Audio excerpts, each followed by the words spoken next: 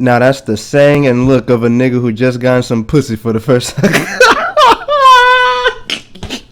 I'm sorry, guys. Look, the Joker role itself. I know I wasn't the only nigga thinking it. I know I wasn't the only one thinking that at the beginning. Look, the intro joke right there was either gonna be between this, Reigen doing a Shoryuken, or Ritsu doing JoJo poses. I had to pick this one. It was like a sure thing. It was like calling me. Literally. But, god damn, okay, I'm sorry. Regardless, let's go ahead and get into the review.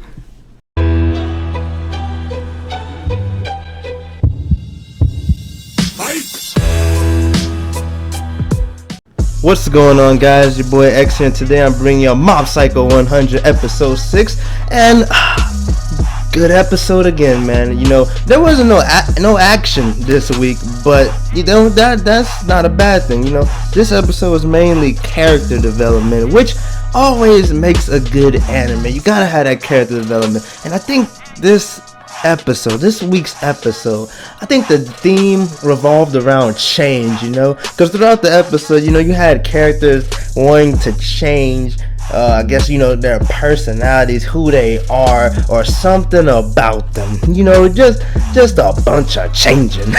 But regardless, let's go ahead and get into this. You know, so at the beginning of the episode, we had Ritsu having a dream about when Mob and him were kids and how he used to play with his powers and shit. He was all like, oh, when am I gonna get these powers? And then he was just like, oh, you're gonna get them one day.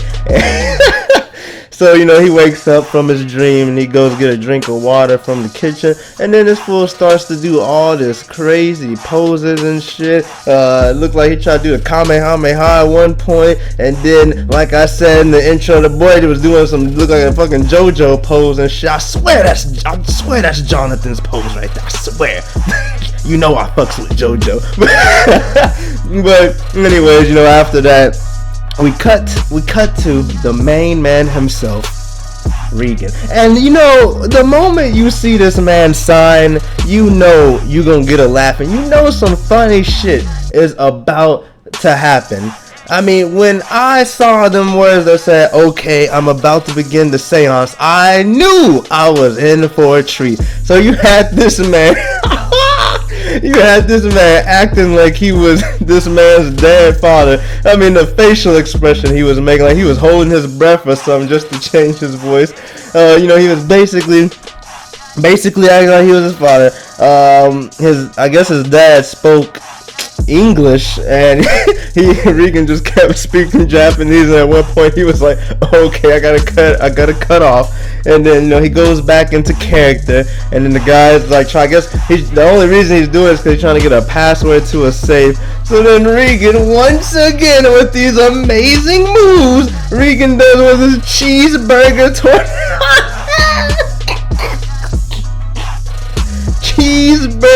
tornado. Somebody get this nigga Reigen his own game, man. God damn. This nigga deserve a fight in the game with this move list he got. I mean, I'm starting to think one has a dartboard and he's just throwing darts, and whatever it lands on, he adds something else to it. Or like maybe he's going through his daily life and he does something, and then he's like, man, you know what? That should be one of Reigen's new moves. Like, I could just see him. He's just washing his hands one day, and he's like, oh, I got it. This will be Reigen's new move, and it will be called Washing Exorcism. This is Reigen. This is one of Reigen's special moves that cleans his hands of germs. Like,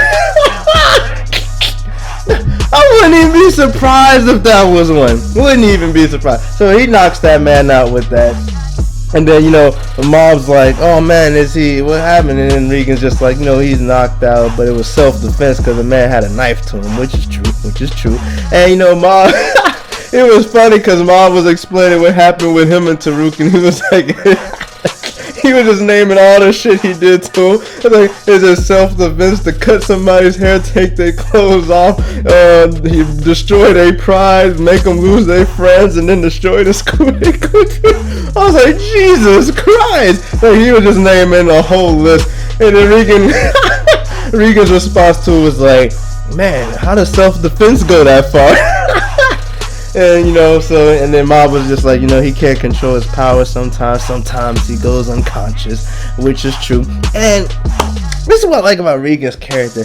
Yeah, he's a fake psychic. Yeah, he's comedy gold.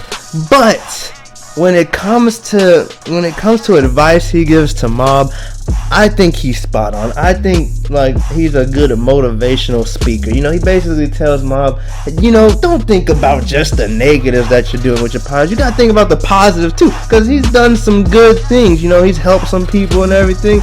And that's true, you know. Reigen was spot on with that. You know, you gotta think about the positives the same way, you know. And I think so far, at least, you know, we've seen more positives than negatives from Mob. Would I even consider that a negative? I mean, he didn't kill nobody. He did humiliate my boy Taruki, though. I ain't gonna lie with y'all, but it's true. You know, gotta take them positives. So I think that was a good message right there for Mob. And, you know, I think Mob took that in. And, you know, after that, really, we get some dialogue from, what's his name? Onigawara. However you say this nigga name, man. God damn, long ass name. You know, he's basically trying to find the person that beat Taruki. And also, we get, Misato, and you know, she's like trying to interview Mob about what happened and shit. You know, he was the one that fought Taruki, so it was an Esper fight and everything, but he doesn't really want to talk about it. So at the same time, you got Karada, you know, she overheard it and shit, and then she's like, oh, so you know more Espers? And then he's like, no, I don't know any more Espers. And then she's like, what about your master? And he's like, well, he's not really a psychic, more so spiritual. It's like, what? Like, goddamn, Reigen, man, Reigen. But yeah, so she's like, well, how about you and me go on a date? And we try to find some more Espers, you know. And you know, they go on their little date.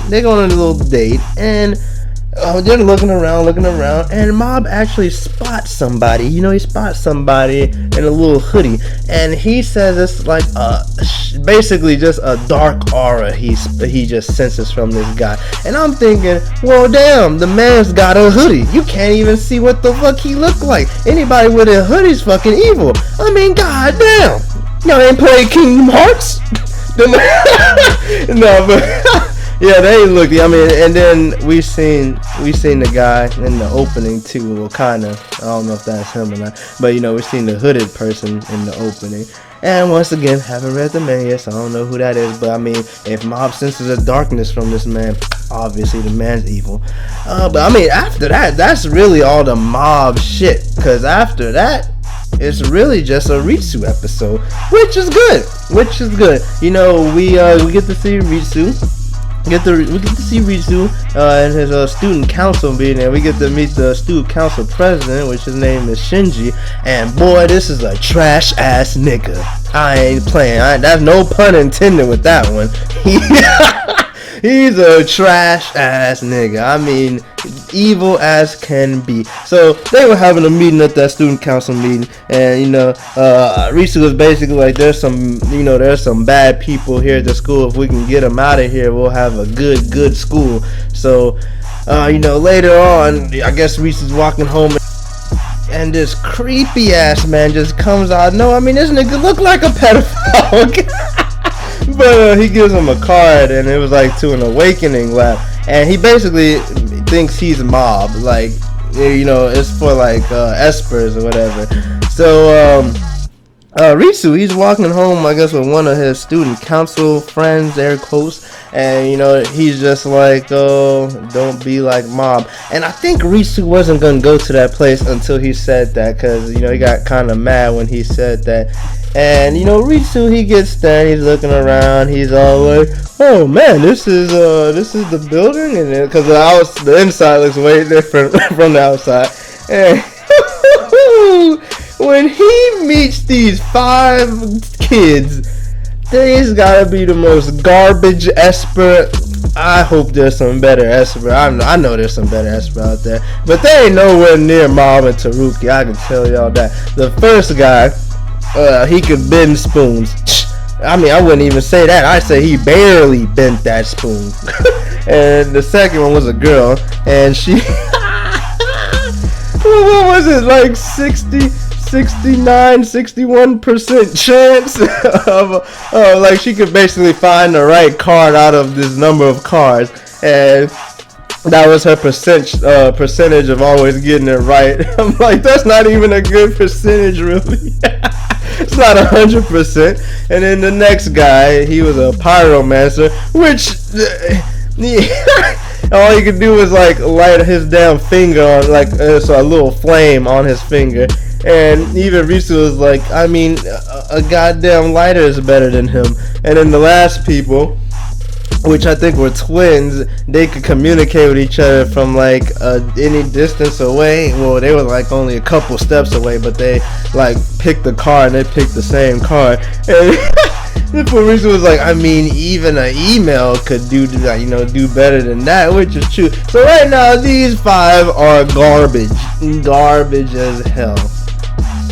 And the man behind all of these, the 5 people, he basically put all this together, the Awakening Lab and everything, because he said he was rich, but he wants to become an Esper. Now, he doesn't seem like a bad guy, but one would wonder why you would want to become a... Yes, I mean, if I was a regular human, I'd probably want to become an Esper too, but I don't know, I think there's more to him.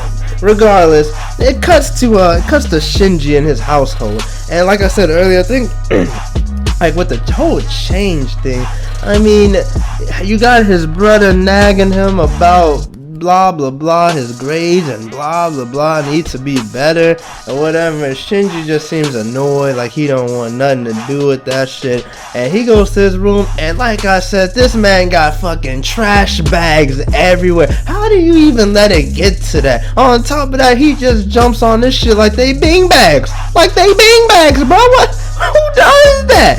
Like, he just sniffing all the trash and shit. So we go to the school and everything, and Shinji and Ritsu walks in on Shinji, and he basically Shinji devises a plan to frame Onigawara, however you say his goddamn name, guys, goddamn,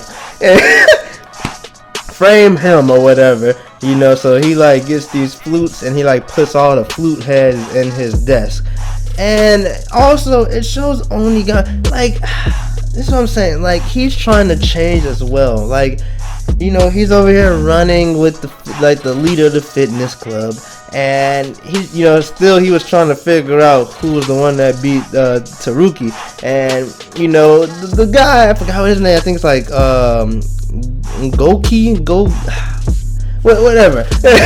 He's just like, the guy you're looking for, he's afraid to, I guess, like he was kind of saying, he's afraid to, use his strength, but at the same time, he's trying to change. Maybe you should change as well. And then, I'm gonna just call him Oni, because I don't feel like saying that long ass name.